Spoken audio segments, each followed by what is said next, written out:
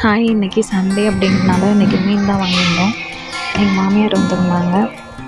அவங்க எல்லாமே ஹெல்ப் பண்ணாங்க. காயெல்லாம் அரிஞ்சு கொடுத்துட்டு குழம்பும் வச்சாச்சு. குழம்பு கொதிச்சிருச்சுங்க.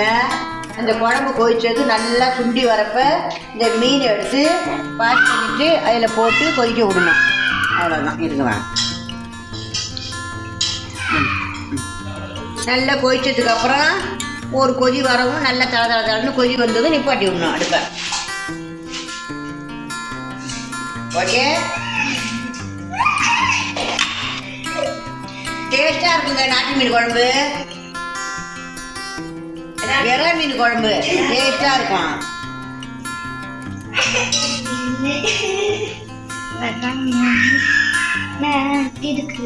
இது மண்டைங்க. லெக் பீஸ் மண்டை. போட்டேன்.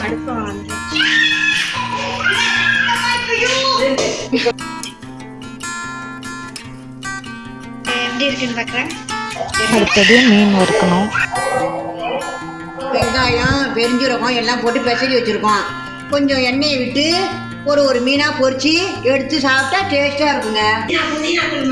புதினாவும் போட்டிருக்கோம், கொத்தமல்லி தலையும் போட்டிருக்கோம். டேஸ்ட் இன்னும் அதிகமாக இருக்கும். இது வந்துட்டு மீன் பொரிக்கிறதுக்காக வச்சுருக்கோம். எல்லாத்தையும் ஆஞ்சு ஃப்ரிட்ஜில் வச்சுக்கணும்.